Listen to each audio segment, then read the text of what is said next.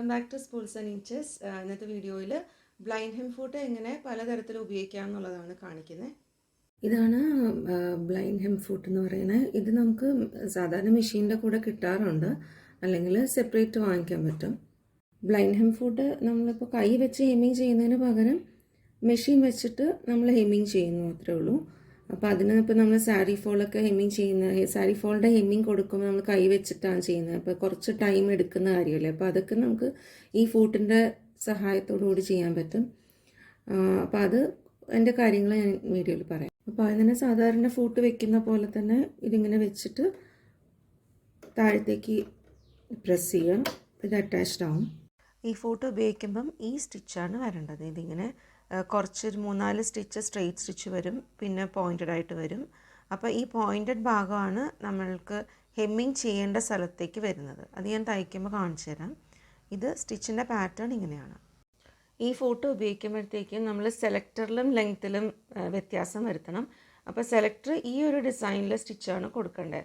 അപ്പോൾ ഇത് എൻ്റെ മെഷീനിൽ ഇപ്പോൾ എഫിലാണ് കിടക്കുന്നത്. ചിലപ്പോൾ ചില മെഷീനിൽ ഡിസൈനിലെ ലെറ്റേഴ്സൊക്കെ വ്യത്യാസം വരാം. അപ്പോൾ അത് നോക്കണം.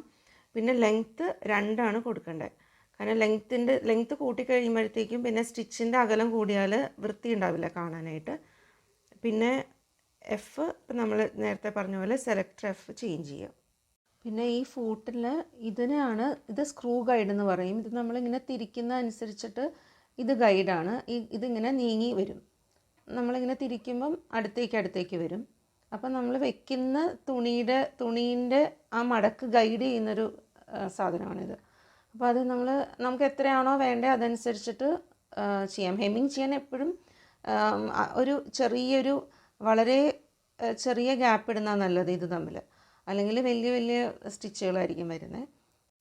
ഇതിപ്പോൾ നമുക്ക് ഹെമ്മിങ് ചെയ്യേണ്ട തുണിയുടെ റോങ് സൈഡാണ്, ഇത് റൈറ്റ് സൈഡ്.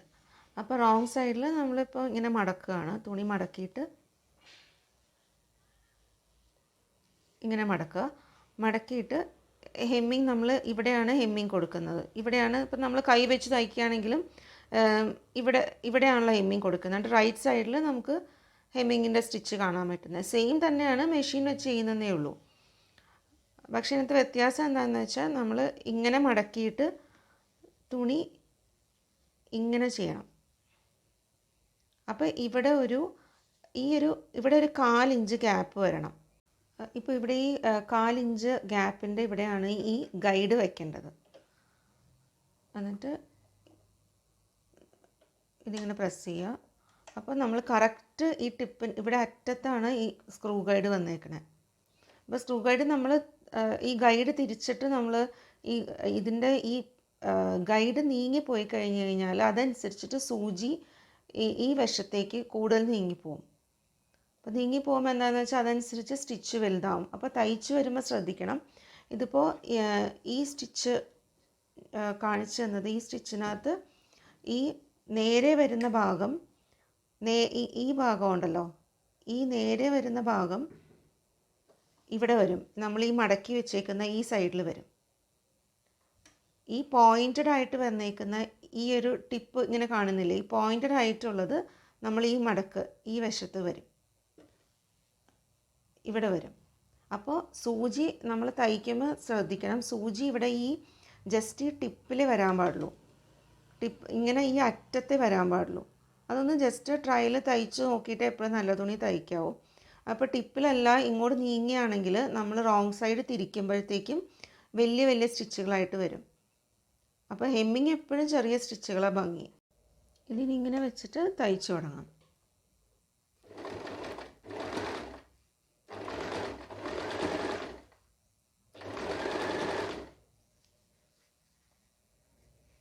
അപ്പോൾ ഒന്ന് പിൻ ചെയ്ത് കൊടുക്കണം. ഇപ്പം ഞാൻ ഇവിടെ പിൻ ചെയ്തിട്ടില്ല. എപ്പോഴും നല്ല തുണികളൊക്കെ തയ്ക്കുമ്പം ഒന്ന് പിൻ ചെയ്ത് കൊടുത്താൽ ഇതിങ്ങനെ നീങ്ങി പോവില്ല. കറക്റ്റ് 1/4 നമുക്കിങ്ങനെ കിട്ടും. റോങ് സൈഡിൽ നമ്മൾ ഇങ്ങനെ തയ്ച്ചിട്ടുണ്ട്. ഇവിടെ ഇത് കണ്ട് ഇവിടെ ഇങ്ങനെ ഈ സ്റ്റിച്ചുകൾ ഇവിടെ ഇങ്ങനെ വരും. ഈ പോയിൻറ്റഡ് ആയിട്ടുള്ളത് ഈ നമ്മൾ മടക്കിയതിൻ്റെ ഇങ്ങോട്ട് തിരിച്ച ഭാഗത്തേക്ക് വരും. ഇനി എന്താ ചെയ്യേണ്ടതെന്ന് വെച്ചാൽ ഈ ഭാഗം ഇങ്ങനെ ആക്കുക. ഇങ്ങനെ ആക്കുമ്പം കറക്റ്റ് ഈ ഹെമ്മിങ് സ്റ്റിച്ചുകൾ ഇങ്ങനെ കാണാം. ഇതിപ്പോൾ ഞാൻ കാണാൻ വേണ്ടിയിട്ട് വേറെ കളർ ഉപയോഗിച്ചേക്കുന്നതാണ്. നമ്മൾ ഒരേ കളർ ഉപയോഗിക്കുമ്പം ഒട്ടും കാണില്ല, അത്രയും ഫൈനായിരിക്കും. അപ്പോൾ ഈ രീതിയിൽ ഹെമ്മിങ് നമുക്ക് ഏത് തുണിക്ക് വേണമെങ്കിലും കൊടുക്കാം. അതായത് ഇപ്പോൾ കുർത്തയുടെയൊക്കെ അറ്റത്ത് സ്ലീവിൻ്റെ അറ്റം മടക്കി അടിക്കുമ്പോഴത്തേക്കും ഇതുപോലെ ഹെമ്മിങ് ആണ് വേണ്ടതെന്നുണ്ടെങ്കിൽ മെഷീനിൽ തന്നെ നമുക്ക് ഇതുപോലെ ഹെമ്മിങ് സ്റ്റിച്ച് കൊടുക്കാം. അതുപോലെ പാൻസിൻ്റെ ഹെമ്മിങ് കൊടുക്കാം. അതുപോലെ ഏത് ഫ്രോക്സിൻ്റെയൊക്കെ അടിയിൽ നമ്മൾ മടക്കി അടിക്കുമ്പോഴത്തേക്കും അത് ഇതുപോലത്തെ ഹെമ്മിങ് കൊടുത്താൽ നല്ല നീറ്റായിരിക്കും. ഈ സെയിം തന്നെ ഇതേ രീതിയിൽ തന്നെ നമുക്ക് സാരി ഫോള് തയ്ക്കാം. സാരി ഫോള് നമ്മൾ ഹെമ്മിങ് അല്ലേ തയ്ക്കുന്നത്. അപ്പോൾ ഇതേ രീതിക്ക് തന്നെ സാരി ഫോൾ ഹെമ്മിങ് കൊടുക്കാം. അത് കാണിച്ചു തരാം. ഇനി അടുത്തത് സാരിയിൽ ഫോള് പിടിപ്പിക്കുന്നത് നമുക്ക് ഈ ഫൂട്ട് വെച്ചിട്ട് സാരി ഫോള് ഹെമ്മിങ് പിടിപ്പിക്കാൻ പറ്റും. അപ്പോൾ അതിന് ആദ്യം നമുക്ക് ഇതിൻ്റെ അറ്റത്ത് ഈ ഫോള് പിടിപ്പിക്കണം. അപ്പോൾ അതിനായിട്ട് ഈ ഫൂട്ട് മാറ്റിയിട്ട് സാധാരണ ഫൂട്ട് വെക്കണം. അതുപോലെ തന്നെ സെലക്ടർ സി ആക്കുക, സിക്സാക് സ്റ്റിച്ച് ആക്കുക, അല്ലെങ്കിൽ സ്ട്രെയിറ്റ് സ്റ്റിച്ച് ആയാലും മതി. അത് ഓരോരുത്തരുടെ ഇഷ്ടം അനുസരിച്ചിട്ട്. പിന്നെ ലെങ്ത്ത് 2 കൊടുത്തേക്കുന്നത്. അപ്പോൾ സാരി ഫോള് തയ്ക്കാൻ നേരം നമ്മളൊരു 6 ഇഞ്ച് വിട്ടിട്ടാണ് ഫോള് പിടിപ്പിക്കുന്നത്.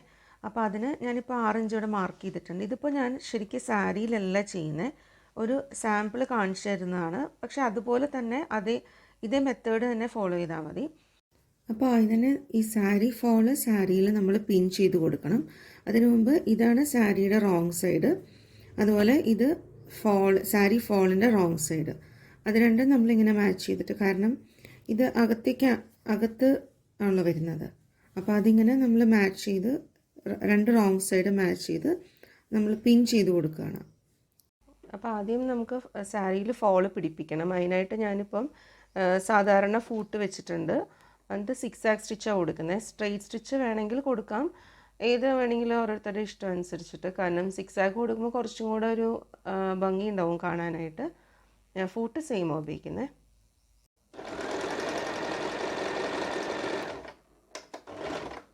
ഇത് കണ്ടോ, ഇതിപ്പോൾ ഞാൻ ആദ്യം ലെങ്ത്ത് 3 ഇട്ടിരുന്നത്. അപ്പോൾ 3 ഇടുമ്പോൾ ഇതുപോലെ വലിയ സ്റ്റിച്ച് കിട്ടും. 3 ഇടരുത്, 2 വേണം ഇടാനായിട്ട്. അപ്പോൾ 2 ഇട്ടാലാണ് ഇതുപോലെ നമുക്ക് ചെറിയ സ്റ്റിച്ച് ആയിട്ട് കിട്ടും. അപ്പോൾ അതിൻ്റെ ജസ്റ്റ് അറ്റത്ത് കൂടെ ഇങ്ങനെ തയ്ച്ചു പോയാൽ മതി. അപ്പോൾ പിന്നെ ഇതിപ്പം ഒരേ കളർ നൂലാണെങ്കിൽ ഒട്ടും തന്നെ കാണില്ല. ഇപ്പം ഞാൻ കാണാൻ വേണ്ടിയിട്ട് വേറെ കളറ് നൂലിട്ടേക്കുന്നതാണ്. പിന്നെ ഇതുപോലെ ഒന്ന് പിൻ ചെയ്ത് കൊടുക്കണം. നമ്മൾ ഈ സ്റ്റിച്ച് കൊടുക്കുന്നതിന് മുമ്പ് ഈ സാരി ഫോള് ഇതിനകത്ത് വെച്ചിട്ട് പിൻ ചെയ്ത് കൊടുക്കണം. അല്ലെങ്കിൽ എന്താണെന്ന് വെച്ചാൽ അത് അങ്ങോട്ടും ഇങ്ങോട്ടും നീങ്ങിപ്പോവും. പിന്നെ ഇവിടെ ഹെമ്മിങ് ഇവിടെ കൊടുക്കുമ്പോഴത്തേക്കും ഇവിടെ മുഴുവൻ ചുളുക്ക് വരാൻ ചാൻസ് ഉണ്ട്. അപ്പോൾ അങ്ങനെ പിൻ ചെയ്ത് വെച്ചിട്ട് വേണം എപ്പോഴും തയ്ക്കാനായിട്ട്. ഇനി എന്താ ചെയ്യുന്നത് വെച്ചാൽ നമുക്കിനി ഇത് ഇവിടെ ഹെമ്മിങ് കൊടുക്കണം. ഹെമ്മിങ് കൊടുക്കാൻ വേണ്ടിയിട്ട് ഈ സാധാരണ ഫൂട്ട് വെച്ചത് മാറ്റിയിട്ട് ഹെമ്മിങ് ഫൂട്ട് വയ്ക്കണം. ഇനി ചെയ്യേണ്ടത് ഇതിങ്ങനെ തിരിക്കണം. ഇതിങ്ങോട്ട് ടേൺ ചെയ്തിട്ട്, ഇതുണ്ട് ഇങ്ങനെ ടേൺ ചെയ്തിട്ട് ഇവിടെ അതായത് നമ്മുടെ ഈ സാരി ഫോൾ ഉണ്ടല്ലോ, ഈ സാരി ഫോളാണ് ഇങ്ങനെ നിൽക്കേണ്ടത്. കാരണം ഇവിടെയാണ് ആ ഒരു സ്റ്റിച്ചുകൾ വന്നിട്ട് പോയിൻറ്റഡ് സ്റ്റിച്ചാണ് ഇവിടെ വരുന്നത്, നമ്മുടെ സാരിയിലേക്ക് വരുന്നത്. അപ്പോൾ ഇങ്ങനെ ഒരു 4 ഇഞ്ചാണ് സാരി ഫോൾ ഇങ്ങനെ വെക്കേണ്ടത്. എന്നിട്ട് അപ്പോൾ ഇങ്ങനെ വെച്ചിട്ട് ഇങ്ങനെ അത് കറക്റ്റ് ഇങ്ങനെ വെച്ചിട്ട് വേണമെങ്കിൽ ഒന്ന് പിൻ ചെയ്ത് കൊടുക്കുക. ഓൾറെഡി നമ്മളിവിടെ പിൻ ചെയ്തിട്ടുണ്ട്. കാരണം ബിഗിനേഴ്സിന് വേണ്ടിയിട്ട് അത് പ്രത്യേകം പറയുന്നത്, അല്ലെങ്കിൽ ചിലപ്പോൾ ഇവിടെ സാരി തൂങ്ങി പോകാൻ ചാൻസ് ഉണ്ട്. അപ്പോൾ ആദ്യം ചെയ്യുമ്പോൾ എപ്പോഴും നല്ല സാരിയിലൊക്കെ ചെയ്യരുത്. നോർമലി ഉള്ള കോട്ടൺ സാരി അങ്ങനത്തേലൊക്കെ ചെയ്തിട്ട് നമുക്ക് ഹാൻഡിൽ ചെയ്യാൻ പറ്റുമെന്ന് മാത്രം ഉള്ളപ്പോഴേ സിൽക്കിലേക്കൊക്കെ പോകാൻ പാടുള്ളൂ.